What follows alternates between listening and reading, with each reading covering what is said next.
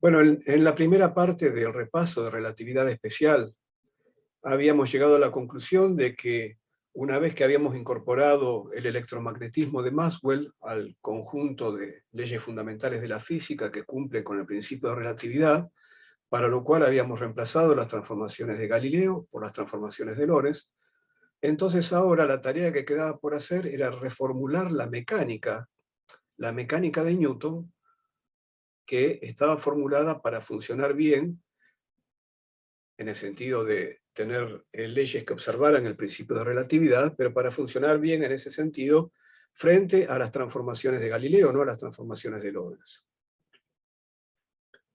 Entonces vamos a ver cómo generar una mecánica relativista que en el límite de bajas velocidades tiene que ser naturalmente, tiene que coincidir con la mecánica clásica de Newton.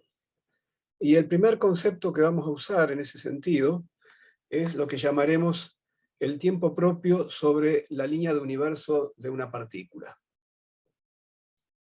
La línea de universo de una partícula, no importa qué tipo de movimiento tenga, si es acelerado, si es uniforme, no nos interesa, una línea de universo de partícula cualquiera, es tal que, bueno, como toda curva es una sucesión de eventos, es una sucesión de puntos, pero si esos eventos forman parte de la línea de universo de una partícula, esos eventos están causalmente conectados. Cualquier evento de esta curva, de esta línea de universo que está pintada en rojo, ocurre porque antes la partícula pasó por un evento anterior. Entonces, hay una relación de causa-efecto, es la misma partícula la que pasa por cada uno de estos eventos. Y entonces, habiendo una relación causal entre los eventos de una línea de universo de partícula, eso significa, como hemos visto en la clase pasada, que cualquier evento de esta línea, cualquier punto de esta línea, si uno construye el cono de luz correspondiente a ese evento, ese cono de luz tiene que contener a la línea de universo completa. El cono de luz de cualquiera de los eventos de la línea de universo tiene que contener a la línea de universo completa, como está acá dibujado. Recuerden que el cono de luz generaba una estructura causal en el espacio-tiempo. Bueno, para que esto ocurra, para que la línea de universo se comporte así, entonces la velocidad de la partícula no puede superar en ningún momento la velocidad de la luz, porque si no, esta línea de universo adquiriría una pendiente que le permitiría atravesar el cono de luz y salirse hacia afuera. Para definir esto que vamos a llamar el tiempo propio sobre una línea de universo de partícula, vamos a considerar dos eventos vecinos, como los que están dibujados acá. Entre estos eventos habrá una separación, un desplazamiento en el espacio, diferencial R vector, y una separación en el tiempo dada por C diferencial T, usando siempre como coordenada temporal a x0, que es igual a C por T. Entonces estamos considerando dos eventos vecinos, el primero de ellos con coordenadas CT R vector, y el segundo con CT más C diferencial T, R vector más diferencial R vector. Podemos calcular el intervalo entre estos dos eventos, en ese caso será un intervalo infinitesimal, y como siempre que calculamos el intervalo entre dos eventos, tomamos las diferencias de las coordenadas, la diferencia de coordenadas temporales al cuadrado menos la diferencia de coordenadas espaciales al cuadrado, y con eso, con la diferencia de coordenadas espaciales, vamos a generar el módulo del desplazamiento al cuadrado, del desplazamiento de la partícula. Si sacamos de factor común el c cuadrado diferencial t cuadrado, entonces me queda el diferencial r cuadrado módulo dividido el diferencial t cuadrado, y eso es el módulo de la velocidad de la partícula al cuadrado. Queda entonces dentro del paréntesis 1 menos u cuadrado sobre c cuadrado. Vamos a llamar u a la velocidad de la partícula para distinguirla de la velocidad v mayúscula que usábamos en las transformaciones de Lorentz para indicar el movimiento relativo entre sistemas de referencia. Bueno, este intervalo es positivo porque, como dijimos, la velocidad de la partícula tiene que tener módulo menor que c. Recuerden que el intervalo podría ser negativo si los eventos estuvieran espacialmente separados, que no es el caso de lo que estamos considerando acá. Es decir, recordemos que este cuadrado está puesto solamente para indicar que el intervalo es una forma cuadrática de las diferencias de coordenadas, y en este caso de los diferenciales de coordenadas. Bueno, como el intervalo es un invariante ante transformaciones de Lorentz, sabemos que entonces eso significa que tiene el mismo valor en cualquier sistema de referencia. Ahora, la velocidad de la partícula y el tiempo transcurrido no tienen el mismo valor en cualquier sistema de referencia, pero esta combinación sí lo tiene, porque esta combinación es el intervalo. Esto quiere decir que, bueno, tomando raíz cuadrada en el resultado, quiere decir que si yo hago la raíz cuadrada de 1 menos u cuadrado sobre c cuadrado por c diferencial t, y hago la misma cuenta, pero con los valores que correspondan a otro sistema de referencia, es decir, u' y diferencial t', el resultado va a ser el mismo. En particular, podríamos considerar el sistema de referencia donde la velocidad de la partícula se anule en el instante que estemos considerando, ya que la velocidad de la partícula puede estar cambiando en caso que la partícula esté acelerada. En cada instante su velocidad va a ser diferente, y bueno, estamos considerando para un dado instante pasar al sistema de referencia que se mueve junto con la partícula en ese instante. Y bueno, en ese sistema de referencia, si ese fuera el sistema de referencia S', entonces en ese instante U' valdría 0. Pero además, en ese sistema de referencia, por ser que U' vale 0, los dos eventos que estamos considerando, los dos eventos vecinos de la línea de universo de la partícula, estarían ocurriendo en el mismo lugar, porque la partícula no se está moviendo en ese instante. U' es igual a 0. Y ustedes saben que cuando consideramos el intervalo de tiempo entre eventos que ocurren en el mismo lugar, a ese intervalo de tiempo le llamamos el tiempo propio. Y entonces, si el sistema primado fuera el sistema donde U' vale 0, en el instante considerado, entonces diferencial t' sería el tiempo propio entre los dos eventos. Y es lo que vamos a llamar el tiempo propio de la partícula. Es decir, entonces, el tiempo propio de la partícula, como para velocidad 0, este factor se vuelve igual a 1, y los c se pueden simplificar acá, y a esta raíz la puedo llamar gamma, pero gamma de U a la menos 1, porque es la misma forma funcional que tiene la gamma de B en las transformaciones de Lorentz. Nada más que acá está U en lugar de B. Entonces esto es un gamma de U a la menos 1. Quiere decir que el tiempo propio de la partícula se calcula así: gamma de U a la menos 1, diferencial T, con la U y la T que usemos en el sistema de referencia desde donde observamos esta partícula.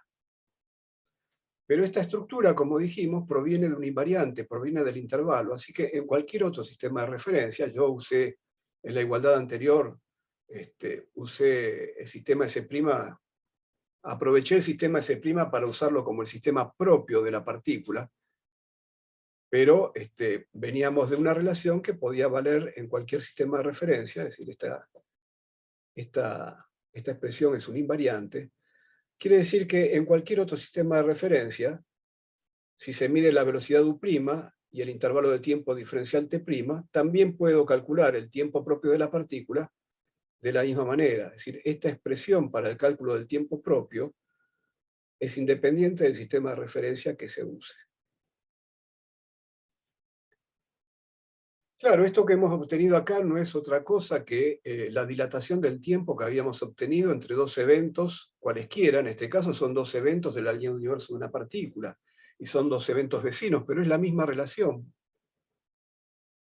Solo que ahora aparece, en lugar de la velocidad entre un sistema S' y un sistema S, aparece la velocidad de la partícula, porque es la velocidad entre el sistema propio de la partícula y el sistema de laboratorio que estemos utilizando. Muy bien, este tiempo propio infinitesimal se puede integrar a lo largo de la línea de universo de la partícula. Y entonces nos va a dar el tiempo propio que transcurre, por ejemplo, entre dos eventos de la línea universo, dos eventos que no estén separados infinitesimalmente. Y para hacer esa integral, bueno, habrá que saber cómo la velocidad de la partícula va cambiando en el tiempo. Entre el instante inicial, o el evento inicial, y el instante final, o el evento final.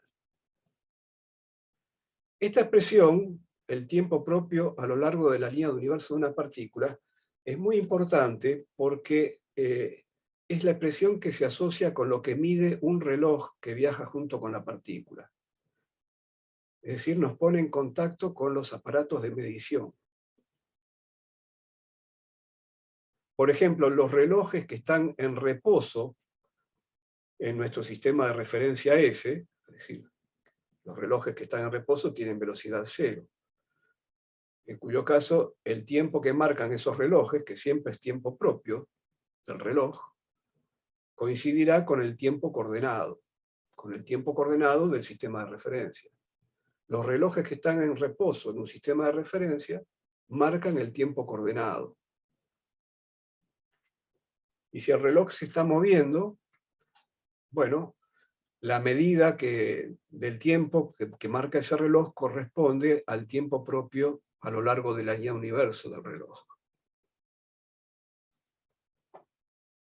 Bueno, naturalmente, si yo uno dos eventos cualesquiera, a través de distintas líneas de universo, voy a obtener diferentes valores para el tiempo propio.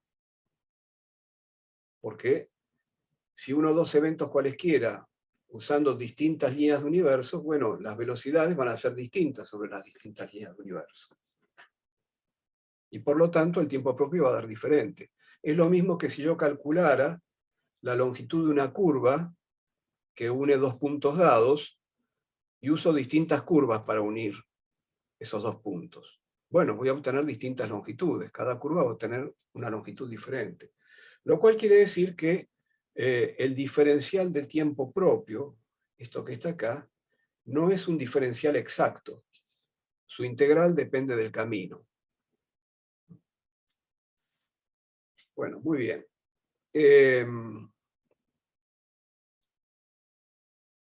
Y bueno, así como la longitud de una curva depende de cómo es la geometría en donde esa curva está inmersa, habitualmente cuando pensamos en la longitud de una curva pensamos en la geometría de Euclides, en la geometría plana. Entonces, para el arco infinitesimal de curva uso el teorema de Pitágoras y después integro.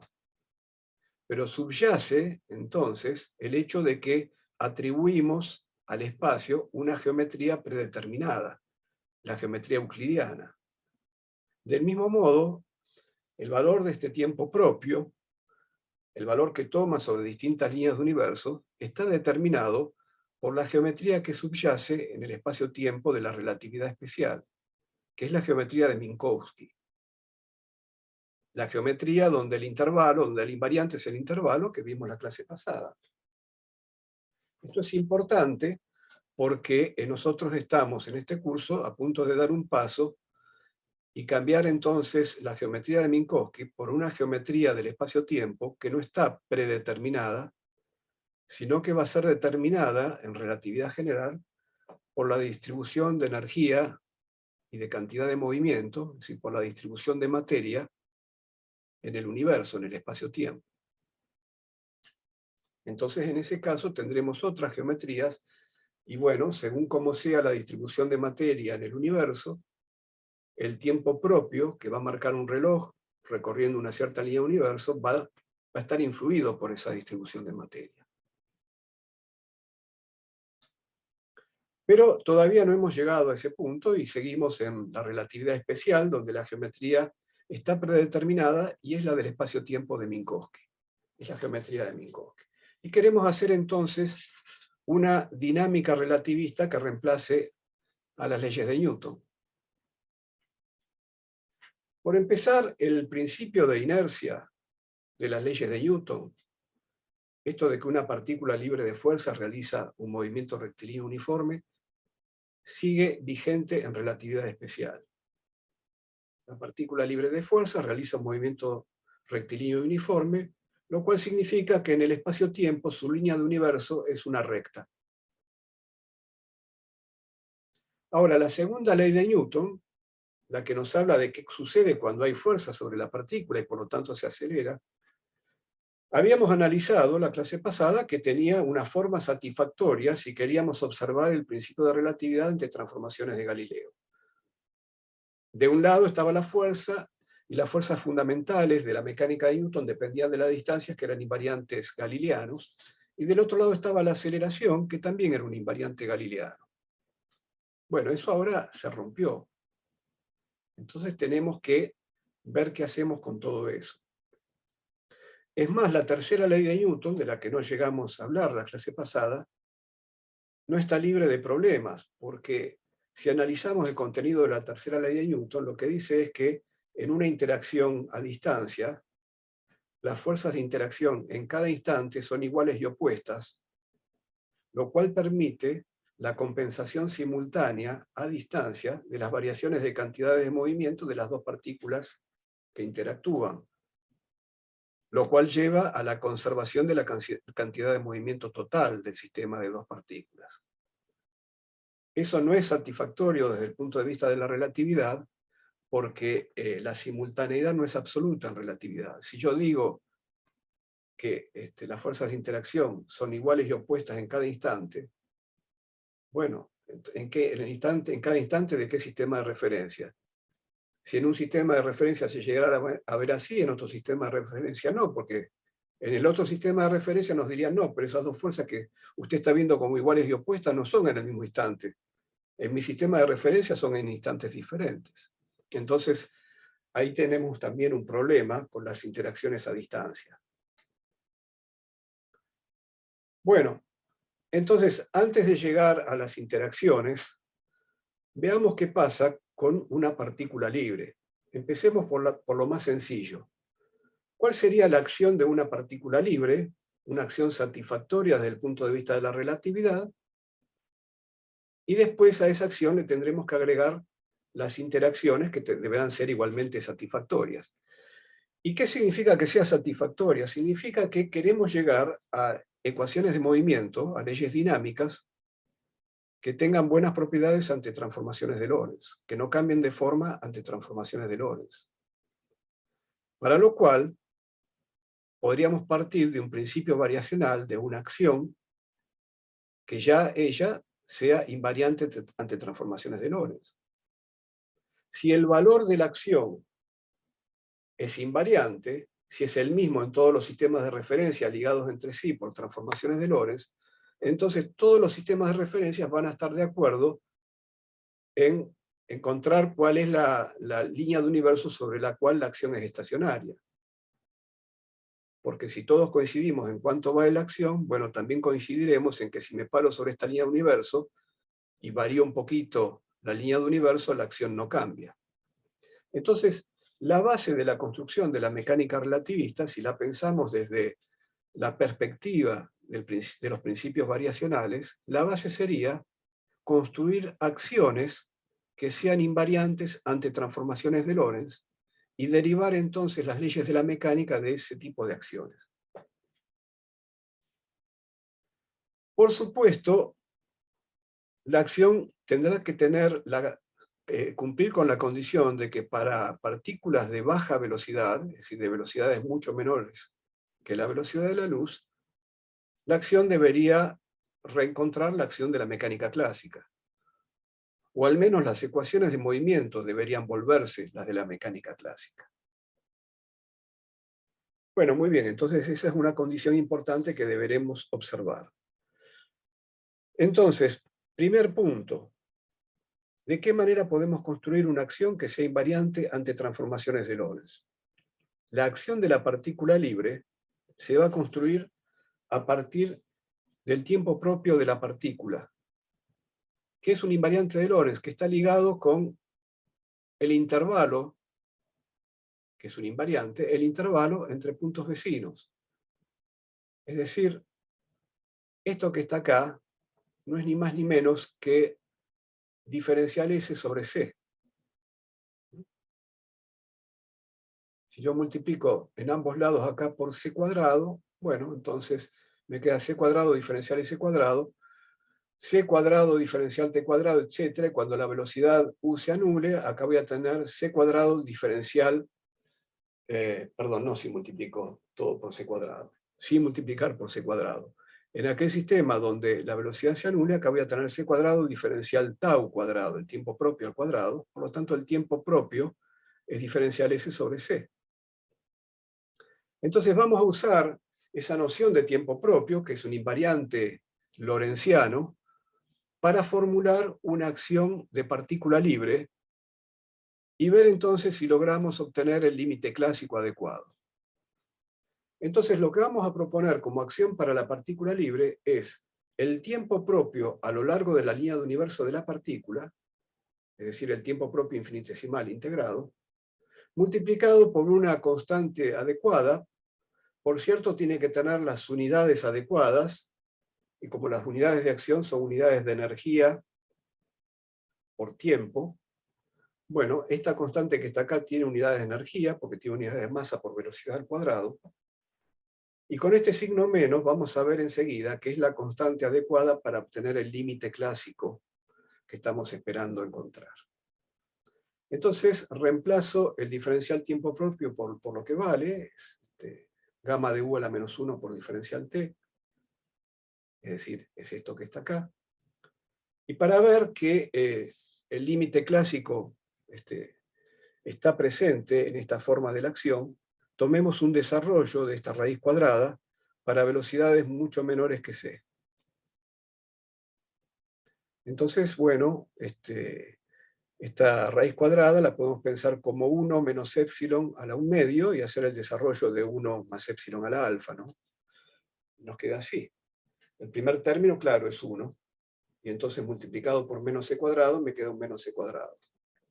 El siguiente término es el 1 medio de u cuadrado sobre c cuadrado, con un menos, que multiplicado por menos mc cuadrado, el menos con menos se va, el c cuadrado se simplifica, y me queda más un medio de m por u cuadrado, que es la energía cinética clásica. Después me quedan términos de orden superior, que puedo despreciar si la velocidad u es mucho menor que c. Pero entonces en el límite de bajas velocidades, el lagrangiano que resulta de esta acción relativista es una constante más el lagrangiano de la partícula libre clásica. Entonces estamos bien porque la constante no molesta para la dinámica de las ecuaciones, para las ecuaciones de Euler-Lagrange, que solo contienen derivadas del lagrangiano. Así que en este límite de bajas velocidades van a resultar las ecuaciones de movimiento que esperamos y las definiciones que esperamos para la cantidad de movimiento, etc. Van a quedar las cantidades de movimiento clásicas, etc. Una pregunta, Rafael. Sí, sí, adelante. ¿Esa constante de KI estaría mal interpretarlo como una energía potencial por el hecho de tener masa? No sé. Es una constante, así que si lo querés interpretar como una energía potencial no juega ningún rol tampoco, porque de la energía potencial lo que necesitamos son sus derivadas para calcular fuerzas. ¿No es cierto? Una constante en la energía potencial en la mecánica clásica tampoco hace nada. Si las energías potenciales de mecánica clásica están definidas a menos de constante, que usualmente uno fija con alguna condición práctica de que la energía potencial se anula en el infinito o cosas así.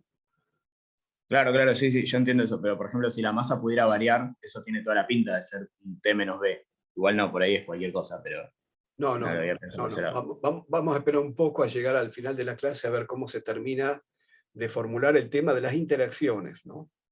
Porque si queremos pensar en potenciales es porque estamos pensando en interacciones. Cuando lleguemos a eso, vamos a ver qué es lo que pasa. Bueno, entonces, teniendo un lagrangiano, podemos calcular su momento canónicamente conjugado, derivando el lagrangiano respecto de las componentes de la velocidad de la partícula. Eso está escrito acá en notación de Landau.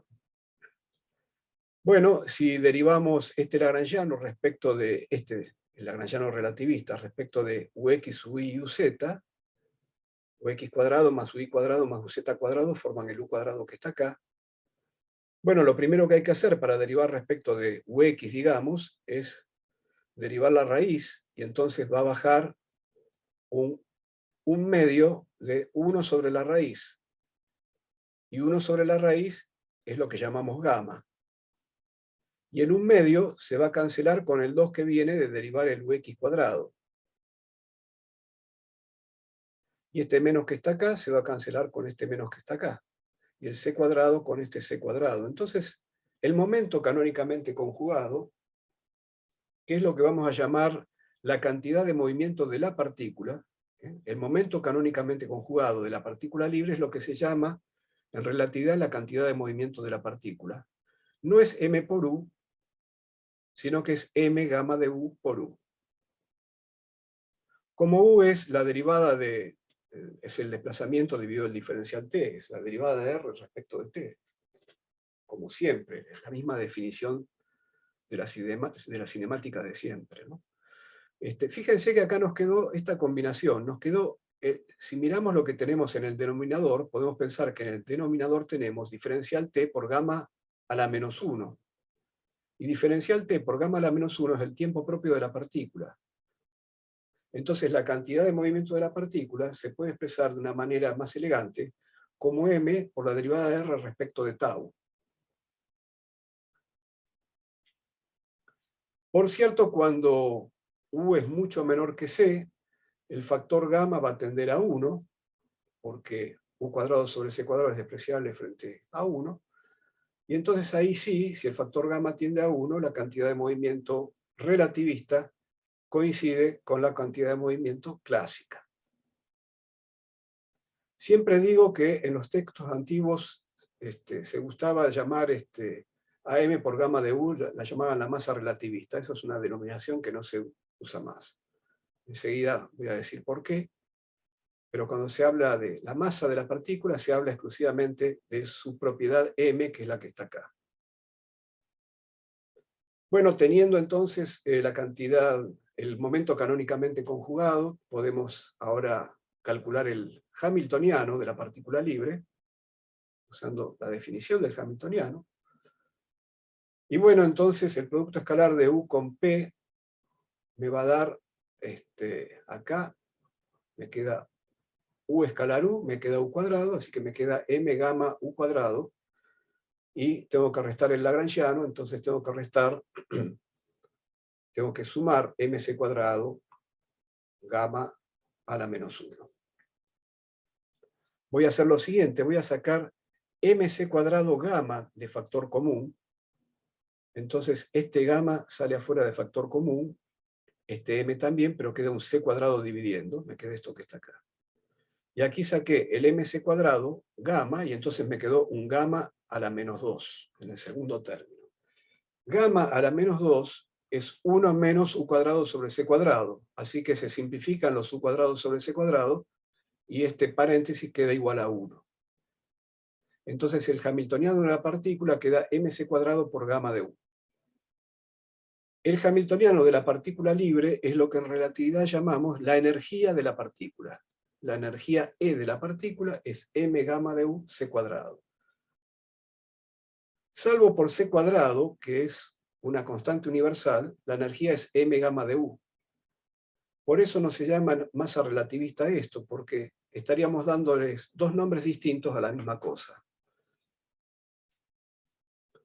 Si desarrollamos a bajas velocidades, vemos que la energía comienza, bueno, cuando u vale 0, gamma vale 1, comienza con mc cuadrado. El desarrollo de serie de Taylor de la energía comienza con mc cuadrado. El siguiente término es la energía cinética clásica. Y esta energía cinética clásica, más todos los términos que vienen luego, es lo que se llama en relatividad la energía cinética relativista. Y el primer término es lo que llamamos la energía en reposo. Bueno, si combinamos dos resultados acá, este resultado, m por gamma de u lo podemos reemplazar por e sobre c cuadrado. Combinamos este resultado con este y reemplazamos m gamma de u por e sobre c cuadrado, y queda que la cantidad de movimiento es e sobre c cuadrado por u. ¿Qué significa esto? Significa que la cantidad de movimiento en relatividad es un flujo de energía, que es algo que ustedes saben de la teoría electromagnética. La densidad de cantidad de movimiento del campo electromagnético es proporcional al vector de Poynting, que es el flujo de energía. Bueno, nuevamente acá vamos a hacer el siguiente truco. Vamos a reemplazar este gamma de u utilizando nuevamente la relación entre tiempo coordenado y tiempo propio.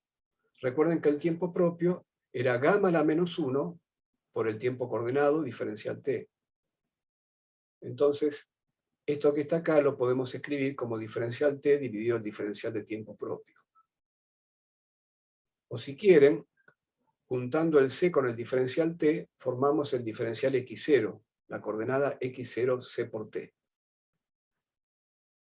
Entonces podemos decir que la energía de la partícula mide la relación entre el tiempo coordenado y el tiempo propio.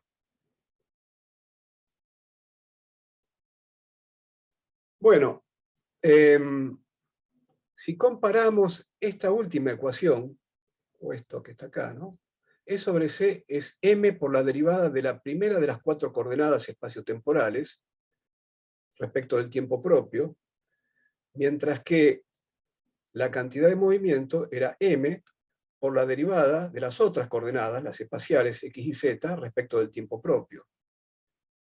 Quiere decir que E sobre c, junto con el p vector, forman un objeto que se transforma frente a transformaciones de Lorentz de la misma manera que lo hacen c diferencial t y diferencial r. ¿Por qué? Porque el diferencial tau es un invariante lorentziano. Entonces, la manera en que se transforma p vector es la manera en que se transforma diferencial r vector. La manera en que se transforma la energía sobre c es la manera en que se transforma x0. Entonces, E sobre c, p vector, es un objeto que se transforma igual que las coordenadas cartesianas del espacio-tiempo de Minkowski, que las coordenadas xy, que los diferenciales de las coordenadas xy. Ustedes saben que las transformaciones de Lorentz, por ser lineales, son tales que las coordenadas y los diferenciales de las coordenadas se transforman de la misma manera. Siempre que encontremos un objeto de 4 componentes, 3 de las cuales formen un vector espacial, y que se transforme igual que los diferenciales de las coordenadas cartesianas, llamaremos a ese objeto un cuadrivector. Por ejemplo, el cuadrivector más simple que podríamos formar es tomar los diferenciales de las coordenadas cartesianas y dividirlo por el diferencial tiempo propio. Siempre pensando en objetos relacionados a la partícula, es decir, que en este diferencial xy estamos pensando en que dx, dy y dz son las componentes cartesianas del desplazamiento de la partícula. Y entonces, haciendo este cociente, estaríamos definiendo un objeto cuadrivectorial, que es lo que llamamos la cuadrivelocidad. Y nuevamente, recordando la relación entre el tiempo propio y el tiempo coordenado, la cuadrivelocidad lo podemos expresar así, como gamma de u, c por u vector. Si multiplicamos este objeto por m, por lo que venimos diciendo, lo que obtenemos es este otro objeto, es E sobre c por p vector. Y a ese otro objeto lo vamos a llamar, el objeto que resulta de multiplicar la cuadrivelocidad por m, lo vamos a llamar el cuadrivector energía-cantidad de movimiento. Fíjense que por transformarse igual que las coordenadas, o que los diferenciales de las coordenadas, estos objetos cuadrivectoriales también admiten construir un invariante lorentziano, así como podemos construir el intervalo con los diferenciales de las coordenadas, como estos objetos se transforman igual que los diferenciales de las coordenadas, con la misma estructura del intervalo podemos construir invariantes a partir de las componentes de los cuadrivectores. Por ejemplo, el invariante asociado, y a ese invariante lo vamos a llamar la norma al cuadrado del cuadrivector. El invariante asociado a la cuadrivelocidad, la norma al cuadrado de la cuadrivelocidad, es GIJ, el tensor métrico, UIUJ, y esto es la componente cero de la cuadrivelocidad al cuadrado menos el módulo de la parte vectorial, de la parte espacial de la cuadrivelocidad al cuadrado, y reemplazando por los valores que tienen cada uno de estos objetos, U0 y U grande 1, U grande 2, U grande 3, queda esto que está acá. Si saco el c cuadrado de factor común, me queda un 1 menos u cuadrado sobre c cuadrado, pero de vuelta este paréntesis es gamma de u a la menos 2, y se simplifica con este gamma de u al cuadrado. Y queda entonces que la norma de la cuadrivelocidad es constante, es c cuadrado, es un invariante.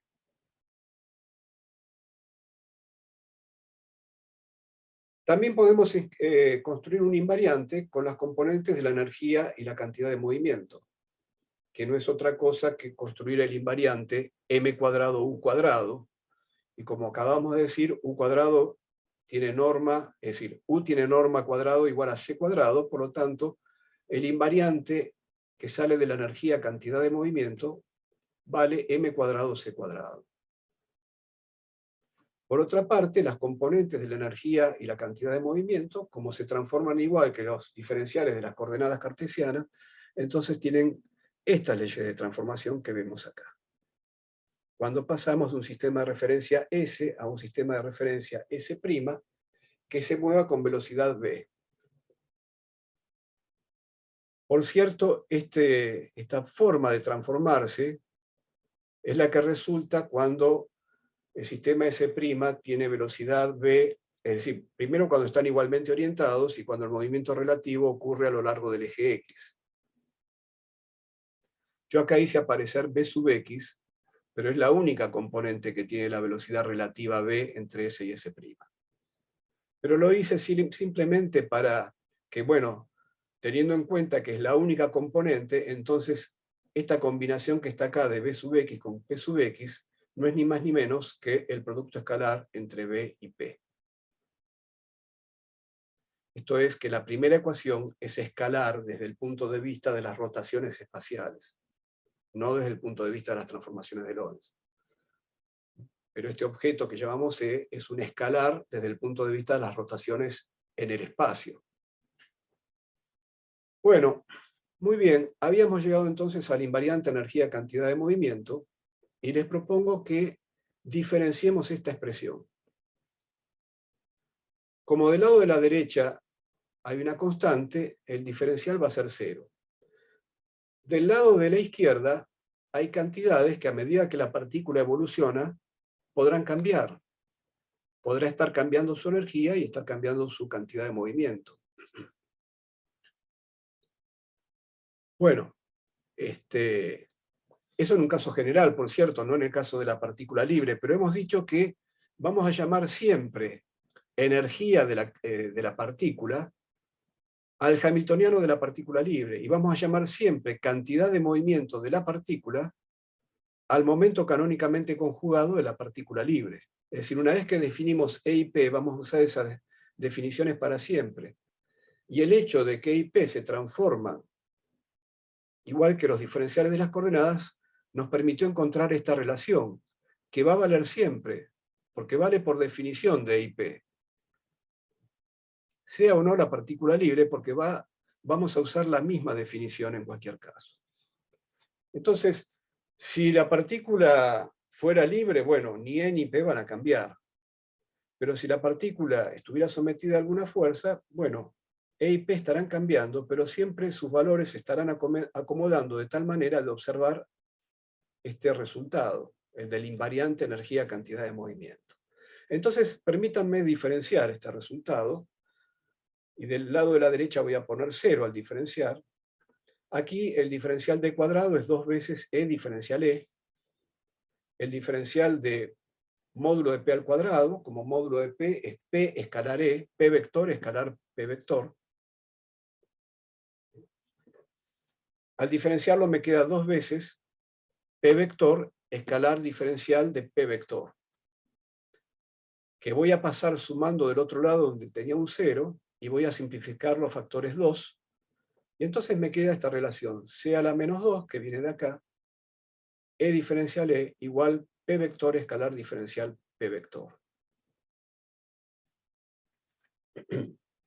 Bueno, recordemos que P vector era E por C a la menos 2 por U vector. Entonces, si reemplazo E por C a la menos 2 por U vector, entonces este E por C a la menos 2 se simplifica, y me queda que diferencial E es igual a U escalar diferencial P, y multiplicando y dividiendo por diferencial T, puedo acomodar el diferencial T que divide acá, y el U diferencial T es el desplazamiento de la partícula. Esto sugiere fuertemente, pero todavía no tenemos, digamos, interacciones a la vista, es decir, no hemos escrito ecuaciones o qué forma van a tener las interacciones en relatividad especial, pero esto sugiere fuertemente que el concepto de fuerza en relatividad especial va a estar asociado a la derivada de P vector respecto de T. Porque esto que está acá, en ese caso, se va a leer como un teorema trabajo-energía. El trabajo de la fuerza es igual a la variación de la energía de la partícula. Claro, ustedes dirán, entonces es lo mismo que mecánica clásica. No, no es lo mismo porque el P no es el mismo que mecánica clásica. Si fuera así, si F finalmente va a ser dP a dt, además tenemos una novedad. Cuando yo derive P respecto del tiempo, voy a tener que derivar el factor gamma de U. Recuerden que P era M por gamma de U por U vector. Entonces voy a tener que derivar tanto el U vector, que me va a dar la aceleración, como el factor gamma de U. Ahora, ¿qué ocurre? Al derivar el factor gamma de U, me va a aparecer un término paralelo a U. Porque yo voy a tener que derivar M gamma de U, U vector. Entonces, en el primer término derivo gamma de U y no derivo U vector. Y en el segundo término derivo U vector y dejo gamma de U sin derivar. El segundo término es el que va a tener la aceleración como vector, pero el primer término va a tener la derivada del escalar gamma de U multiplicado por U vector. Quiere decir que el carácter vectorial de ese primer término lo va a otorgar el U vector. La dirección de ese primer término es la dirección del vector U. Es decir, que la fuerza en ese caso tendrá un término que es paralelo a la dirección del movimiento y otro término que será paralelo a la dirección de la aceleración. Bueno, muy bien. Veamos qué pasaría si, siguiendo con esta idea de que seguramente esto es lo que va a jugar el papel de fuerza en relatividad especial, ¿qué pasaría si voy acumulando trabajo a lo largo del movimiento de una partícula? Supongamos que, en fin, yo hago siempre, me las arreglo para que la fuerza siempre vaya en la dirección del desplazamiento y vaya sumando trabajo cada vez más. Supongamos que llego a sumar un trabajo infinito. Entonces la energía iría aumentando hasta volverse infinita. Que la energía de la partícula se vuelva infinita significa que gamma de U se vuelve infinito. Pero para que gamma de U se vuelva infinito, U tiene que tender a la velocidad de la luz. Es decir, por más trabajo que se le entregue a la partícula, la velocidad de la partícula no puede superar nunca la velocidad de la luz, sino que tiende a ella asintóticamente.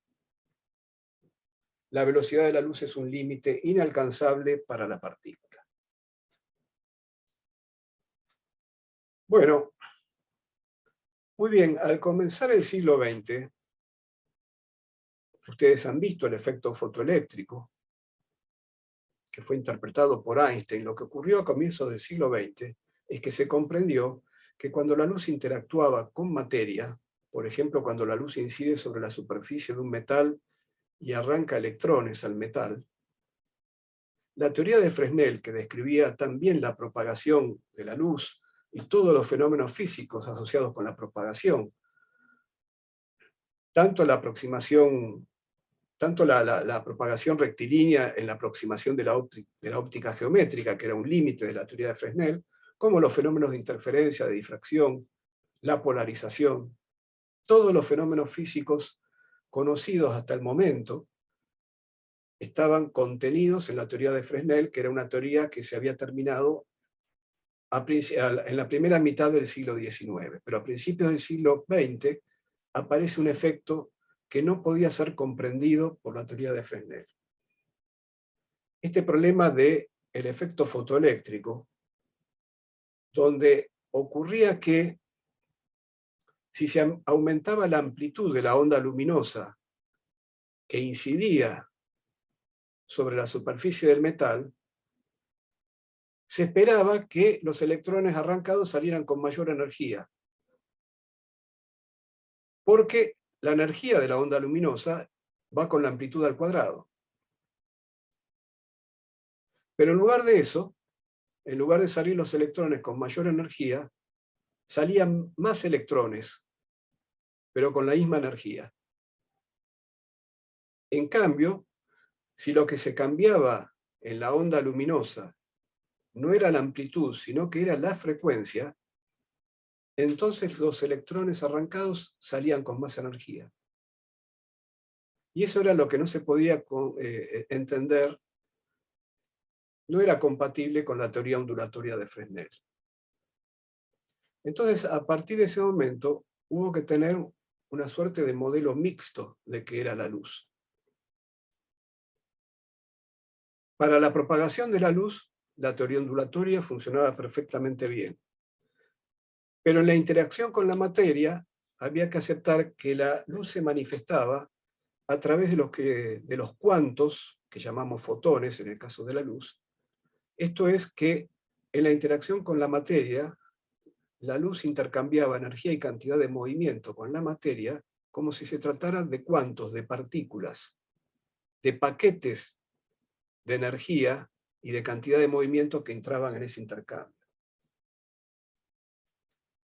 Y bueno, en esa descripción mixta de la luz, entonces hubo que asociarle a la luz propiedades de partículas, energía y cantidad de movimiento a esos fotones, a esos cuantos de luz.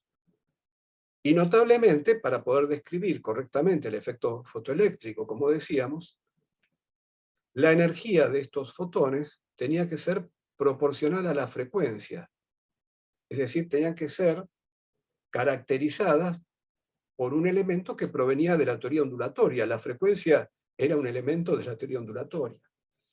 Entonces, la energía de los fotones tenía que ser proporcional a la frecuencia para poder entender el efecto fotoeléctrico. Y más adelante, esta relación entre energía y frecuencia, bueno, la estableció Einstein también en 1905, pero más adelante, primero el propio Einstein comprendió que los fotones tenían que tener enteramente las calidades, las características de partículas, esto es que tenían que tener también cantidad de movimiento. Y en 1923 Compton verificó que efectivamente los fotones también transferían cantidad de movimiento de acuerdo a las leyes de conservación de la cantidad de movimiento cuando interactuaban con electrones libres. Y que la cantidad de movimiento de esos fotones también era proporcional a la frecuencia, dividida por C, con la misma constante de proporcionalidad, que es la constante de Planck. Nu sobre C, bueno, es el número de onda, o es la inversa de la longitud de onda. De manera que los fotones tenían propiedades de partículas, energía y cantidad de movimiento que se asociaban a la propiedad ondulatoria que era la frecuencia. Este n-versor que está acá, para darle la dirección a la cantidad de movimiento, es la dirección de propagación de la luz. Y de aquí sale una relación entre energía y cantidad de movimiento. Fíjense que este h nu que está acá es E, P vector es E sobre C, que si vamos a fijarnos a esta otra relación, si P vector es E sobre C, entonces el módulo de U tiene que ser C en el caso de los fotones. Así que todo cierra. Así que si reemplazamos entonces la velocidad de propagación de estas partículas que llamamos fotones es C. Y en cuanto a lo que ocurre si reemplazamos en el invariante energía-cantidad de movimiento, bueno, lo que va a ocurrir ahí es que si P vectores es sobre C, perdón, si el módulo de P es E sobre C, entonces esto se anula. Lo cual dice que la masa del fotón, ya que el invariante energía-cantidad de movimiento era una medida de la masa de la partícula, acá, si el invariante se anula, eso dice que la masa del fotón es 0. Bueno, notablemente, si estas propiedades de partícula, E y P, las reemplazamos en las transformaciones de la energía y la cantidad de movimientos de las partículas, lo que se obtiene es esto que está acá. Y es notable porque estas relaciones que están acá corresponden, una de ellas al efecto Doppler relativista y otra de ellas a la aberración de la luz. Acá coseno de tita es el ángulo que se forma entre la dirección de propagación y el eje X. Es decir, coseno tita es la componente X de la dirección de propagación. Coseno de tita prima es lo mismo, pero vista en el sistema S'. Así como esto es el efecto Doppler, es cómo cambia la frecuencia cuando pasamos de un sistema de referencia a otro, esto es cómo cambia la dirección de propagación de la luz, es lo que se llama la aberración de la luz, cuando pasamos de un sistema de referencia a otro, debido a la composición de movimientos, ¿no? Bueno, lo notable entonces es que estas dos transformaciones que están acá se obtienen normalmente en el marco de la teoría ondulatoria. En una teoría ondulatoria, bueno, sale esto, ¿no?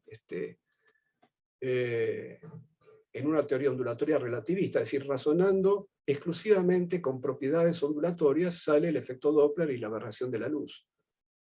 Lo notable entonces es que después de haber hecho este juego sucio de pasar a una representación mixta de la luz, todo encaje también. Bueno, más aún, de esta misma forma de transformarse, lo que se obtiene, como ustedes saben, es la invariancia lorentziana, la invariancia ante transformaciones de Lorentz, de la fase de una onda que se propague a la velocidad de la luz. Esta cantidad, de acuerdo a esta forma de transformarse la dirección de propagación y la frecuencia, es invariante ante transformaciones de Lorentz.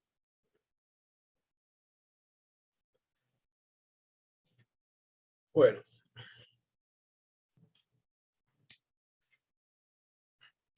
En relatividad, como acabamos de ver, la energía no se puede disociar de la cantidad de movimiento.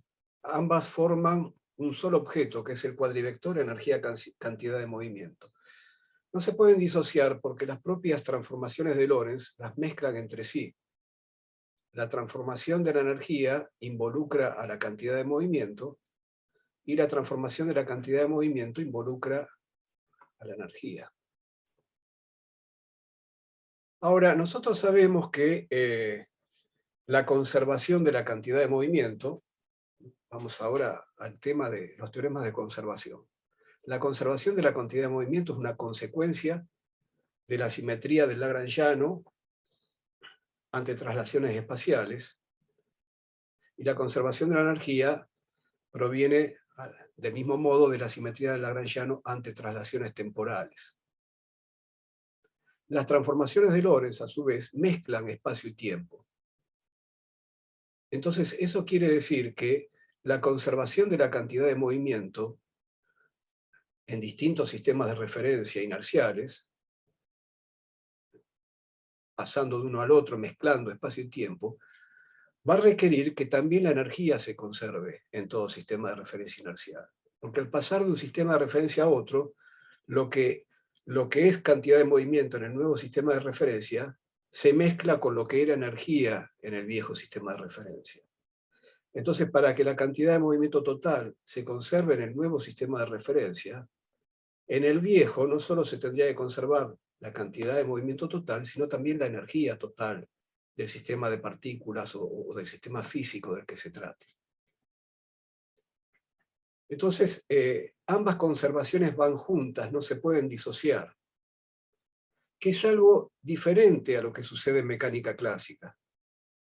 Porque en mecánica clásica, la transformación de la cantidad de movimiento surge del teorema de adición de velocidades, muy sencillamente, U' es igual a U menos V, V mayúscula, por lo tanto, multiplicando por M, me queda que M por U', que es P', acá la prima no se ve, pero está, M por P', que es P', es igual a M por U, que es P, menos M por V. Y en esta relación, en lugar de la energía, en el segundo término aparece la masa.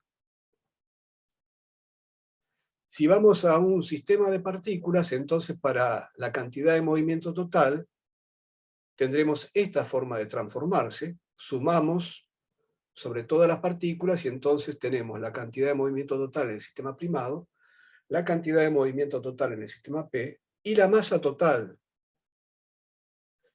Y para que P' se conserve, basta con que se conserve P, porque la masa total en la mecánica clásica se acepta que se conserva por separado. Es lo que se llama el principio clásico de conservación de la masa. En la mecánica clásica nadie pone en duda que la masa total de un sistema aislado se conserva. Entonces alcanza con que se conserve P para que se conserve P'. Pero en relatividad, en cambio, la transformación de la cantidad de movimiento, como decíamos, en el segundo término no tiene la masa de las partículas, sino que tiene la energía de las partículas. Si desarrollamos la energía, o si no la desarrollamos y simplemente la escribimos como la energía en reposo mc² más la energía cinética relativista, entonces, bueno, reemplazando acá, tendremos que P'X es gamma de B, Px, menos MBx, este término viene de la energía en reposo, y después sigue el término de energía cinética relativista. Estos dos primeros términos son los que están en la transformación clásica. Así que el término de la transformación clásica M por B no es más que el primer término de un desarrollo para bajas energías de la correspondiente transformación relativista.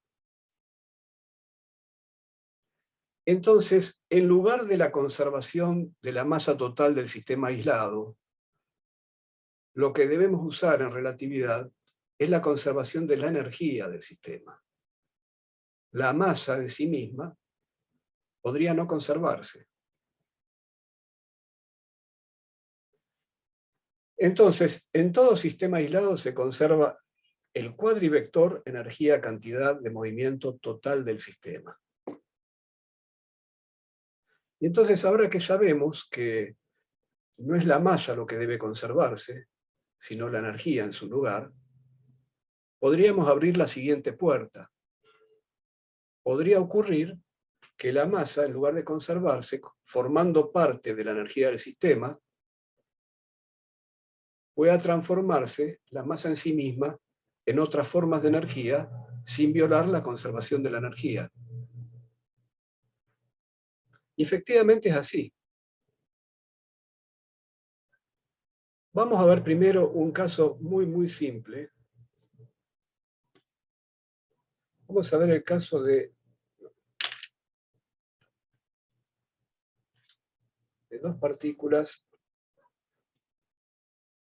de igual masa que chocan en un choque plástico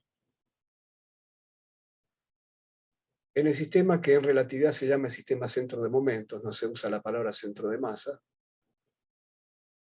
con velocidades iguales y opuestas entonces, porque si tienen igual masa, en el sistema centro de momento la cantidad de movimiento total es cero, así que si las masas son iguales, las velocidades tienen que ser iguales y opuestas. Entonces tenemos estas dos partículas que chocan, este es el estado inicial, y luego del choque formarán una única partícula de masa m grande, que no tiene por qué ser la suma de las masas, porque lo que debemos cuidar no es la conservación de la masa, sino la conservación de la energía. Entonces, la conservación de la cantidad de movimiento está a la vista. Estoy planteando cantidad de movimiento cero inicialmente, y estoy planteando en el estado final una única partícula que queda en reposo para conservar la cantidad de movimiento. Así que solo alcanza ahora con ver qué pasa con la energía. La energía inicial en este sistema es 2 veces m gamma de u por c cuadrado. M gamma de u por c cuadrado es la energía relativista de cada una de estas partículas. Y la energía final es solamente energía en reposo, masa por c cuadrado. Ahora, como gamma de u es mayor que 1, esto significa que la masa final es mayor que 2m, es mayor que la suma de las masas iniciales. Este balance de energía, claro, es cierto, es válido si no se emite ningún tipo de energía como resultado de esta colisión. Entonces, toda la energía que había inicialmente tiene que quedar contenida en la masa que se formó al final. Entonces, esa masa debe contener no solo las energías en reposo de las partículas que colisionaron, sino también sus energías cinéticas. Por eso esa masa final, esa masa m grande, tiene que ser mayor que la suma de las masas.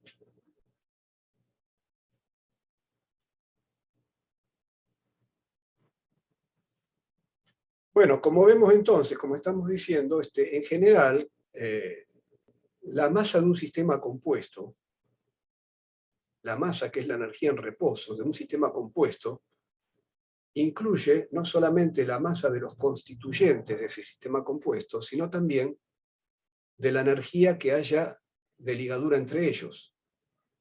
Por ejemplo, me quiero referir ahora con esto a qué pasa en un núcleo atómico. Un núcleo atómico está formado por protones y neutrones. Protones y neutrones participan de la energía del núcleo, de la masa total del núcleo, con sus propias masas. Pero además participa la energía de ligadura entre ellos. Toda energía contenida en el sistema compuesto participa de la masa del sistema compuesto.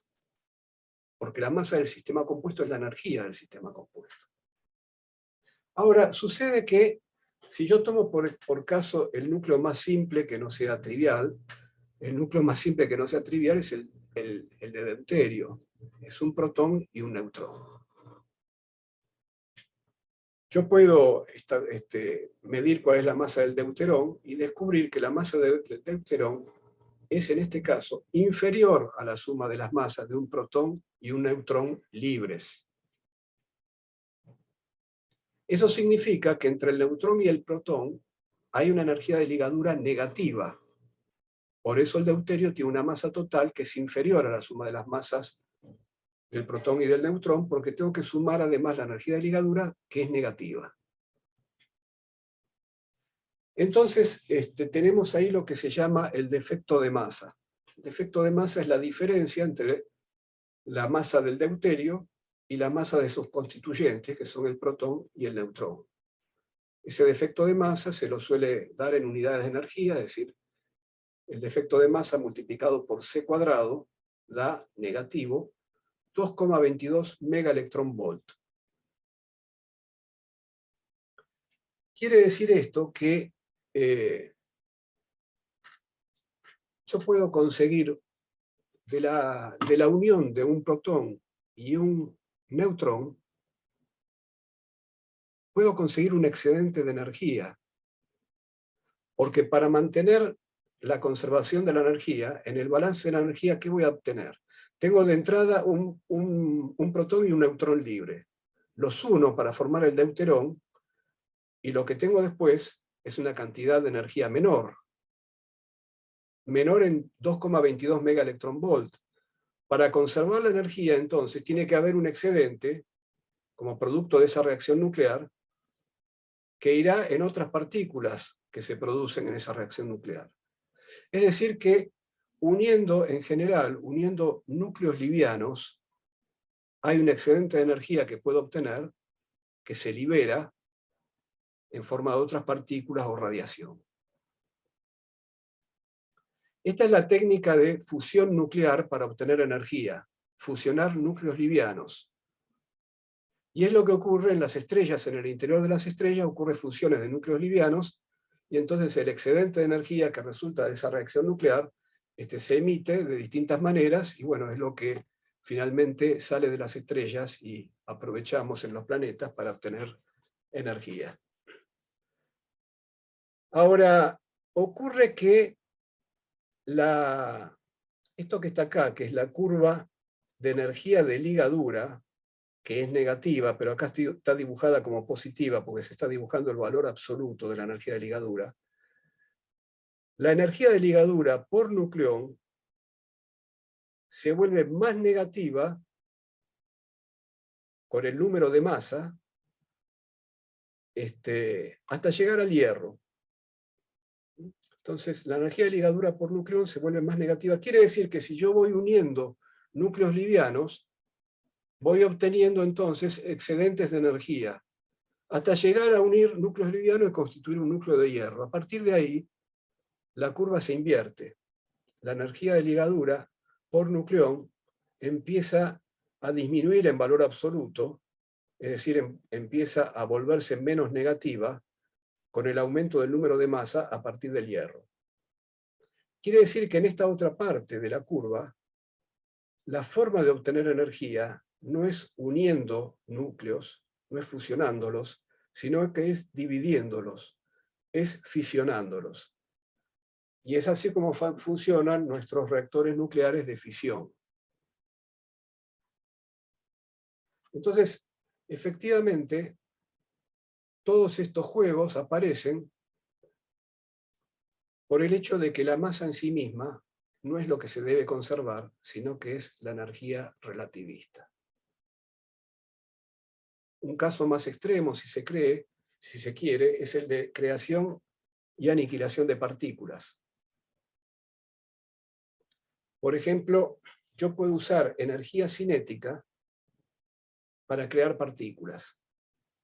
Si hago colisionar, como vemos acá en esta reacción, dos protones con energías cinéticas suficientemente altas, puedo obtener como resultado de vuelta dos protones más un pión neutro. Bueno, debe ser neutro para conservar la carga. Entonces, yo podría calcular cuán alta tiene que ser la energía cinética de los protones que colisionan para llegar a producir una partícula nueva, para llegar a crear materia. Eso es lo que llamamos la energía umbral. ¿A partir de qué energía se produce una reacción como esta? Y como la energía cambia al cambiar de sistema de referencia, tenemos que ver en qué sistema de referencia nos conviene calcular esta energía umbral. Después podemos transformarla a cualquier otro sistema de referencia. Pero pongamos de vuelta por caso el sistema centro de momento, donde las dos partículas que colisionan, estos dos protones, tienen cantidad de movimiento total cero, es decir, son partículas que colisionan por ser iguales con velocidades iguales y opuestas.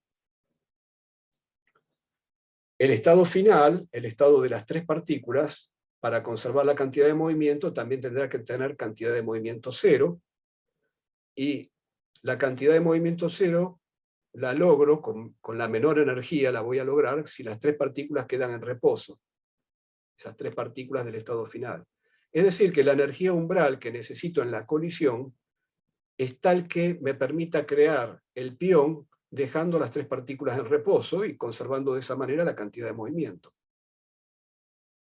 Entonces, la energía umbral que preciso es la energía para tener en reposo dos protones y un pión. La energía umbral que preciso es esta que está acá.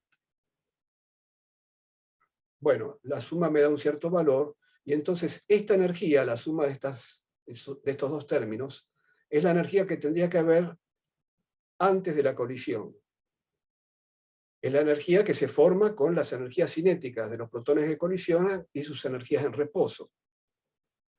La energía cinética tiene que ser tal, en ese caso, que en el sistema centro de momentos los protones colisionan con una velocidad que es 1/3 de la velocidad de la luz. ¿A qué se va a llamar entonces una colisión elástica en relatividad especial? Esto que acabamos de ver es una colisión inelástica, porque lo que se va a llamar elástico en relatividad especial es cualquier colisión donde las partículas antes y después de la colisión son las mismas. Entonces, en ese caso, en el balance de energía, antes y después, las energías en reposo son iguales antes y después porque se trata de las mismas partículas. Y entonces el balance de energía finalmente lo que termina dando es que la energía cinética antes y después tiene que ser la misma, porque las energías en reposo se cancelaron. Bueno, en algunos casos, cuando se trata de colisiones entre partículas cargadas, puede haber también emisión o absorción de radiación electromagnética. En tales casos, la radiación electromagnética, a los efectos de hacer el balance de energía, se puede tratar mediante fotones, mediante partículas también, que son los fotones que vimos antes. Entonces podemos pensar, por ejemplo, en la colisión entre partículas cargadas, que al principio las pensamos muy separadas para ignorar la energía de interacción entre ellas, las pensamos como partículas libres, entonces solo tienen su energía en reposo más su energía cinética, y bueno, después todo eso, es decir, de esa manera ignoramos la energía de la interacción, y si bien hay una interacción electromagnética, que es lo que produce la radiación, todo puede ser tratado a la manera de partículas libres, y bueno, por ejemplo, lo que está acá escrito en esta fórmula, es el caso de una colisión electrón-positrón, partícula y antipartícula, que cuando se encuentran se aniquilan y dan lugar a dos fotones. Tiene que ser por lo menos dos fotones porque el sistema electrón-positrón admite sistema centro de momento. Por lo tanto, yo puedo estar en un sistema de referencia donde la cantidad de movimiento total que se tiene que conservar es cero. Pero un solo fotón no admite sistema centro de momento, porque el fotón se mueve a la velocidad de la luz. Entonces, para tener conservación de la cantidad de movimiento, para tener cero en el estado final, tengo que tener por lo menos dos fotones, uno yendo para cada lado. Entonces, en ese caso, si tengo dos fotones, el balance me da así. Y bueno, puedo calcular de qué frecuencia son los fotones que salen en una aniquilación electrón-positrón, que es una frecuencia que está en el rango de los rayos gamma. Bueno, en otros casos, ustedes tienen de entrada radiación, tienen un fotón que interactúa con un electrón libre, es el caso del efecto Compton, y en ese caso el fotón le cede parte de su energía al electrón, el electrón gana velocidad y el fotón pierde frecuencia. Ustedes saben que para que este fenómeno, que es el efecto Compton, sea importante, la longitud de onda del fotón tiene que ser del orden o menor, es decir, la frecuencia tiene que ser mayor que lo que se llama la longitud de onda Compton, que está definido de esta manera. y que es una longitud de onda que corresponde más o menos al rango de los rayos X más duros o los rayos gamma más blandos. Es esa zona de transición, digamos. Bueno, muy bien. Finalmente llegamos a la cuestión que planteamos al principio. La mecánica clásica posee interacciones a distancia. El caso paradigmático es la interacción gravitatoria. La interacción gravitatoria es una interacción que ocurre a distancia y que se somete, por lo tanto, a la tercera ley de Newton, que dice que las fuerzas de interacción en cada instante son iguales y opuestas, y que, por lo tanto, las variaciones de cantidad de movimiento que sufre cada partícula en interacción se balancean en cada instante, conservando la cantidad de movimiento. Todas esas oraciones en relatividad especial no tienen sentido, porque la simultaneidad de eventos no es absoluta en relatividad especial.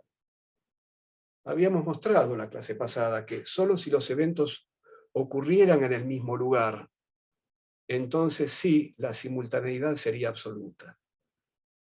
Evidentemente, si dos eventos son simultáneos y ocurren en el mismo lugar, son el mismo punto del espacio-tiempo. Bueno, en ese caso, es el mismo punto del espacio-tiempo para todos los sistemas de referencia. Para todos los sistemas de referencia, entonces, ocurre en el mismo lugar y al mismo tiempo. Bueno, muy bien. Entonces, solo las interacciones locales, quiere decir esto, tendrían entonces sentido. Solo en interacciones locales tendría sentido plantear cosas como la conservación de la cantidad de movimiento, y las interacciones a distancia, bueno, sin embargo existen. Existe la gravedad, existe el electromagnetismo. La gravedad tiene otro problema, que es que la gravedad depende de distancias y las distancias no son invariantes lorentzianas. Dejemos la gravedad para después, para la relatividad general. Pero tenemos el electromagnetismo, que, como sabemos, es relativista de nacimiento. No es que lo vamos ahora a modificar porque estamos frente a este problema de interacciones a distancia. Lo que tenemos que hacer es tomar el electromagnetismo, que es nuestra interacción paradigmática, y ver de qué manera ocurren las cosas en el electromagnetismo. Y en realidad, en el electromagnetismo, las interacciones son locales, no son a distancia. Porque lo que ocurre es que el electromagnetismo, el campo electromagnético, es una entidad en sí mismo, como pensaba Einstein. ¿Qué quiere decir eso? Que el propio campo electromagnético, igual que las partículas, es portador de energía y de cantidad de movimiento. Entonces, cuando uno mueve una carga en un lugar, lo que está haciendo es perturbar el campo electromagnético en la vecindad del lugar que ocupa la carga. Hay ahí una interacción con el campo vecino, que es local. Hay un intercambio de energía, cantidad de movimiento entre la carga y el campo en su vecindad. Y se conserva localmente la energía, cantidad de movimiento del sistema carga-campo. El campo, habiendo adquirido esa energía y cantidad de movimiento, se propaga y puede llegar luego a la posición de otra carga y transferirle ahí también, total o parcialmente, energía y cantidad de movimiento a la otra carga. Entonces, las interacciones a distancia, entre comillas, entre las cargas eléctricas, no son tales. Son interacciones locales, carga-campo, con una posterior propagación del campo, y entonces hay un tiempo de retardo hasta que la otra carga se entera de lo que le pasó a la primera. Pero en cada instante se está conservando la energía y la cantidad de movimiento, porque la conservación de la energía y cantidad de movimiento es local. Ese es el modelo de interacción a distancia, entre comillas, de la relatividad. Entonces, ¿cuál es el sistema aislado que conserva la energía y la cantidad de movimiento? Es el sistema formado por las cargas y el campo. Ese es el sistema aislado. Entonces, en ese sistema carga-campo tenemos la acción de partículas libres para las cargas, que ya las conocemos, pero ahora tenemos que incorporar un término de acción de interacción, carga-campo, y además la acción de campo libre para el campo. Esos tres términos configuran la acción del sistema cargas-campo y nos va a dar la dinámica de ese sistema. Y esa dinámica va a conservar la energía y cantidad de movimiento del sistema completo. Entonces, ese es el modelo de interacción a distancia, entre comillas. Ustedes conocen que la acción de interacción entre una carga y un campo descrito por el potencial escalar φ y el potencial vector A, se escribe de esta manera. Esto que está acá lo podemos pensar como un producto escalar, es decir, lo podemos pensar como el tensor métrico contraído, que hay una suma de índices que no está indicada porque estamos usando la regla de Einstein, la convención de Einstein para sumar índices repetidos arriba y abajo se suman, entonces acá hay una suma sobre I sobre J. Entonces, en esta contracción entre el tensor métrico, la cuadrivelocidad, que tenía una componente cero, que era gamma por C, y que tenía luego la componente U vector, también multiplicada por gamma. Entonces, esto lo podemos ver como un producto escalar, un invariante lorentziano. El gamma lo vamos a absorber acá para formar, junto con el diferencial T, el diferencial tau del tiempo propio medido sobre la línea de universo de la carga. Entonces, esta acción de interacción es un invariante lorentziano, está bien formulada, porque no solo está acá la cuadrivelocidad, que es un cuadrivector, sino que está el cuadripotencial, que ustedes saben que también transforma como un cuadrivector.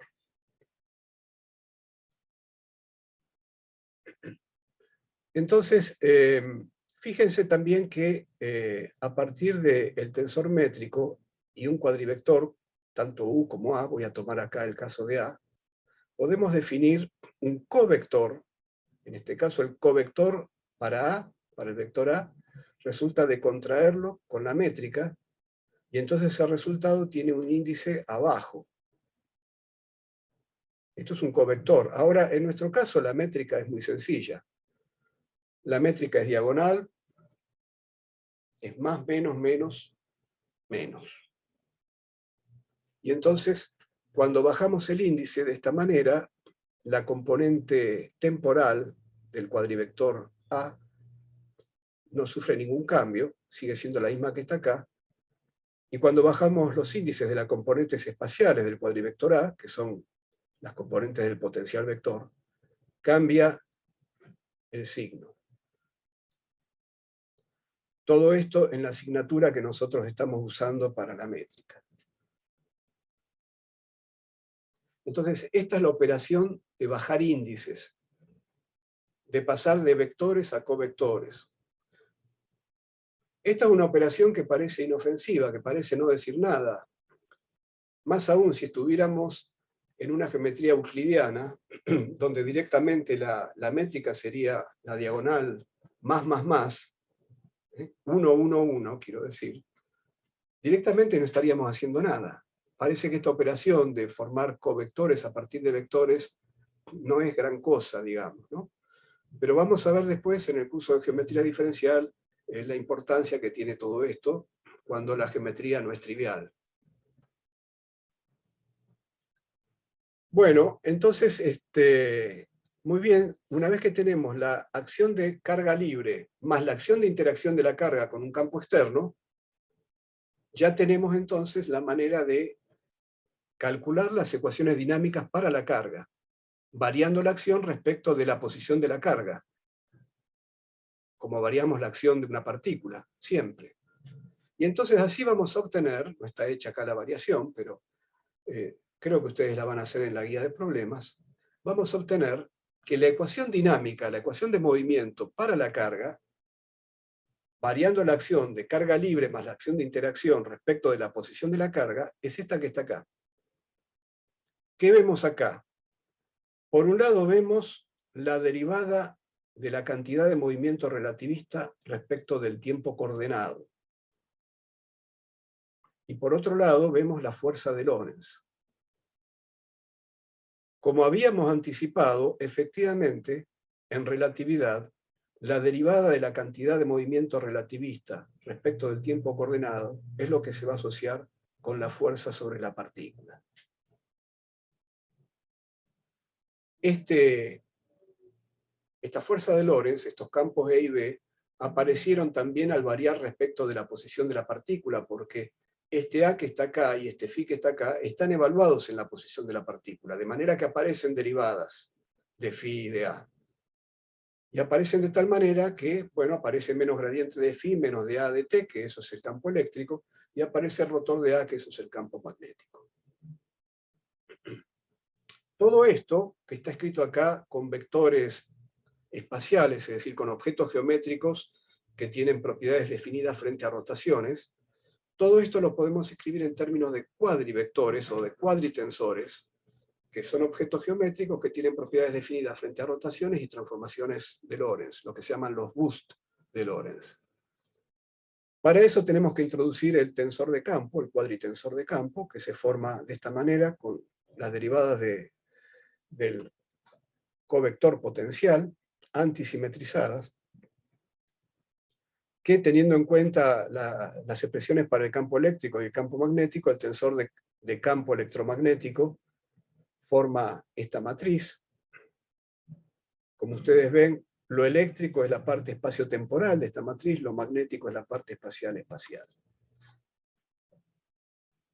Y bueno, con este objeto, entonces, las tres ecuaciones dinámicas que teníamos acá, porque esto era una ecuación entre vectores, son tres ecuaciones, forman parte de una ecuación cuadrivectorial de cuatro ecuaciones que se escriben de esta manera. La contracción del tensor de campo con la cuadrivelocidad, multiplicado por la carga eléctrica, es la derivada de la cantidad de movimiento de la carga respecto de su tiempo propio. Acá apareció el tiempo propio, pero también apareció la cuadrivelocidad en lugar de la U, de la velocidad ordinaria que estaba acá. La cuarta ecuación de estas cuatro que están acá es la que corresponde a la relación trabajo-energía. Y este objeto que está acá, claro, tiene un índice arriba y un índice abajo, mientras que el que acabamos de definir tenía los dos índices abajo. El objeto con un índice arriba se obtiene contrayendo con la métrica inversa, que es este objeto que seguimos llamando G igual que la métrica, pero que tiene los índices arriba, pero como la métrica es tan simple, cuando usamos coordenadas cartesianas en el espacio-tiempo de Minkowski, resulta que el tensor inverso es el mismo que el tensor directo.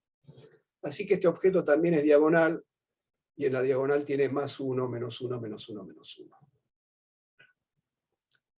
Bueno, finalmente, si yo quisiera obtener cuál es la dinámica ahora, no de las cargas, sino del propio campo electromagnético en presencia de las cargas, necesitaría tener la acción del campo electromagnético libre más la acción de interacción con las cargas. La acción de interacción es la misma.